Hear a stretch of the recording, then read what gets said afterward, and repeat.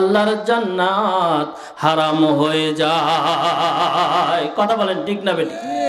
আমার নবীর কাছে একজন সাহাবী এসে বললেন, ইয়া রাসূলুল্লাহ, আমি কার খেদমত করব? নবীজি বললেন, তোমার মায়ের। আবার বললেন, ইয়া রাসূলুল্লাহ, তারপরে কার খেদমত করব? নবীজি বললেন, তোমার মার। এরপরে নবীজিকে আবার জিজ্ঞাসা করলেন, তারপরে কার? নবীজি বললেন, তোমার মায়ের। চতুর্থবারের বেলায় বললেন, তোমার বাবা। আমার ভাইরা, আমার বন্ধু, আল্লাহর ওলি জুরাইস, এত বড় আল্লাহর ওলি, মায়ের ডাকে সাড়া দেয় নাই। ওলিরা হচ্ছে আল্লাহর বন্ধু, রাত দিন 24 ঘন্টা আল্লাহর ইবাদত করে। তারপরেও দেখেন আল্লাহ তাআলা কিভাবে মায়ের দোয়া কবুল করেছে। ওইখানকার পাশে একজন রাখাল ঘুমাইতো। ওই রাখালের সঙ্গে একজন মহিলার সম্পর্ক ছিল। ওই সম্পর্ক থাকার কারণে, তারা অবৈধ মেলামেশা করার কারণে ওই মহিলার পেটে বাচ্চা আসলো। বাচ্চা আসার পরে লোকজন যখন জানাজানি হয়ে গেল, ওই সময় তো এত পদ্ধতি ছিল না। এবার যখন ওই মহিলার পেটটা আস্তে আস্তে বড় হওয়া শুরু করলো, মানুষজন চিন্তা করলো, হায় রে, এই মেয়ের তো কোনো বিবাহ হয় নাই, স্বামী হয় নাই। 1 গ্রাম 2 গ্রাম 3 গ্রাম এইভাবে যখন জানাজানি হয়ে গেল, এক পর্যায়ে ময়মাতব্বররা বিচার করার জন্য সিদ্ধান্ত নেবে। এমন সময় ওই মহিলা, তিনি দৌড়াইয়া ওই রাখালের কাছে যাইয়া ওই রাখালকে বলতেছে, রাখাল রে, আমাদেরকে নিয়ে হয়তো বিচার বসাবে, আমাকে হয়তো জিজ্ঞাসা করবে, তোমার কোনো স্বামী নাই, তুমি কার সঙ্গে অবৈধ মেলামেশা করেছো, তোমার পেটে বাচ্চা কিভাবে আসলো? এবার যখন এই কথা বললেন, তখন রাখাল একটা বুদ্ধি দিল, আমি রাখাল, আমার কথা বললে হয়তো আমাকে মেরে ফেলবে, তোমাকেও মেরে ফেলবে, অতএব তোমাকে আমি একটা বুদ্ধি দেই। বলে, কি বুদ্ধি?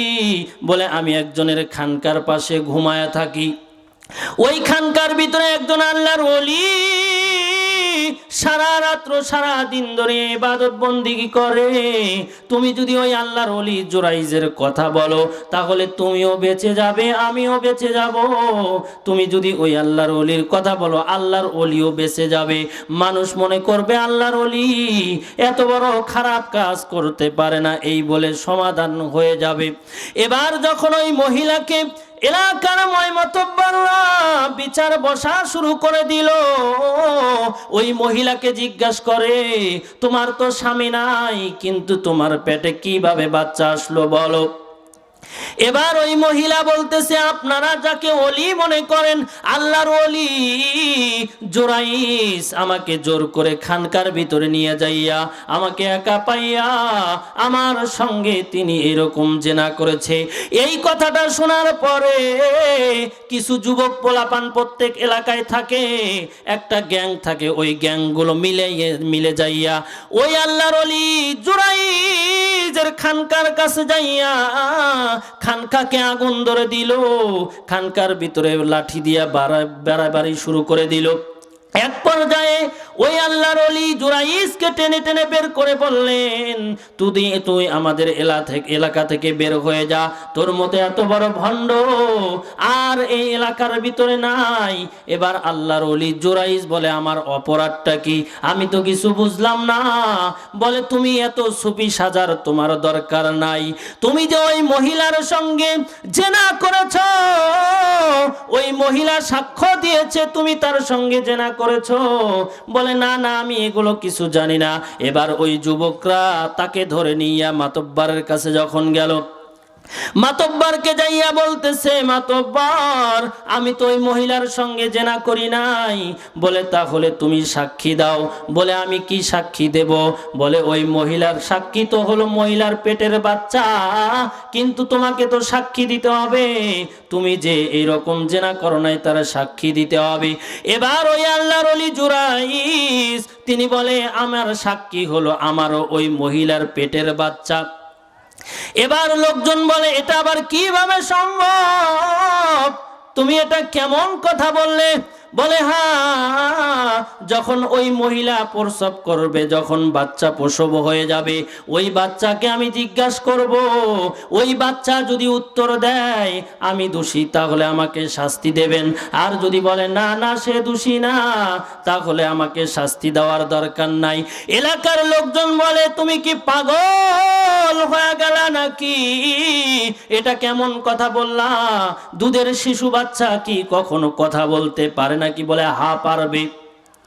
এবার লোকজন সিদ্ধান্ত নিল, তাহলে এখন কি করা যায়?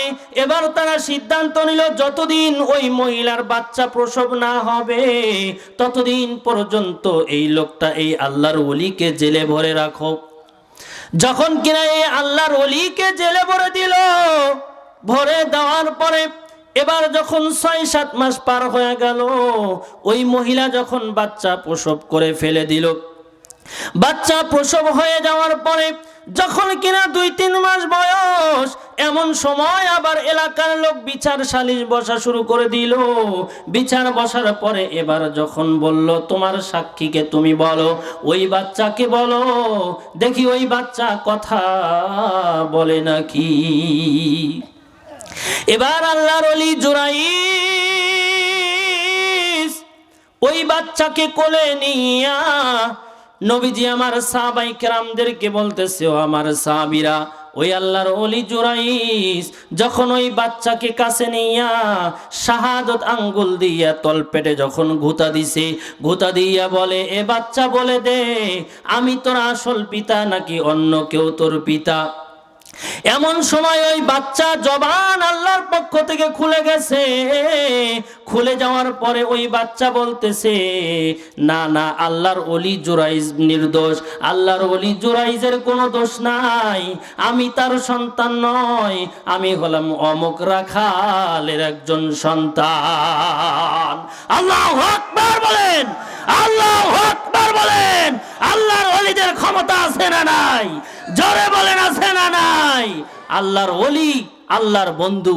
তাফসীরের ভিতরে এসেছে আল্লাহর ওলি এমন, যখন আল্লাহর ওলিরা আল্লাহর ওলিতে পরিণত হয়ে যায়, তখন আল্লাহর ওলির হাত আল্লাহর হাতে পরিণত হয়ে যায়। সুবহানাল্লাহ বলেন।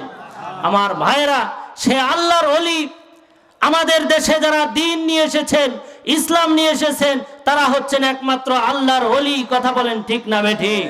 শাহজালাল ইয়ামিনী যখন নারে তাকবীর আল্লাহু আকবারের ধ্বনি দিয়েছিল, গৌর গোবিন্দর ইট খসে গিয়েছিল এবং গৌর গোবিন্দ এই জমিন থেকে পালাতে বাধ্য হয়েছিল। তাহলে বলেন আল্লাহর ওলিদের পাওয়ার আছে না নাই? যদি থেকে থাকে দু হাত তুলে তাকবীর দেন, লিল্লাহে তাকবীর, নারে তাকবীর। আল কোরআনের আলো, আল হাদিসের আলো। আমার ভাইরা, তাহলে বলেন আল্লাহর ওলির যেমন পাওয়ার আছে, মায়ের পাওয়ার কম না বেশি? জোরে বলেন কম না বেশি? যারা বললেন না তাদের সাথে মায়ের সম্পর্ক ভালো নাই, জোরে বলেন ভালো না? কম না বেশি? বেশি। এজন্য মায়ের খেদমত করবেন না। কারা কারা হাত তোলেন তো দেখি। বাহ, সবাই তো সচেতন। আমি এটার পরীক্ষা করতে চাইলাম যে আপনাদের আসলে ঘুম ধরছে নাকি। তা কেউ ঘুম আসেন নাই? ওয়াজ কি ভালো লাগতেছে? চালাবো ইনশাল্লাহ। তাহলে ওই 5 জন নারীর কথা কি মনে আছে? যেই 5 জন নারী এই দুনিয়াতে এমন এমন নারীর সঙ্গে জান্নাতে যাবে। তার আগে একটা কথা, সেটা হলো, বলেন তো এখানে এমন কেউ আছেন হাত তুলতে পারবেন যে হুজুর আমার জীবনে কোনো গুনাহ নাই? কেউ বলতে পারবেন? আমাদের গুনাহ হওয়াটা স্বাভাবিক, কিন্তু ক্ষমা না চাওয়াটা অস্বাভাবিক। কথা বলেন ঠিক না বেঠিক? ক্ষমা চাইতে হবে দুনিয়ার কার কাছে? আল্লাহর কাছে। আল্লাহর কাছে যদি তওবার মতো তওবা করতে পারেন, তাহলে আল্লাহ তাআলা আমাদেরকে ক্ষমা করে দেবেন। এমন গুনাহগার কি কেউ আছে? দেখি, আসুন তো হাদিসের দিকে যাই।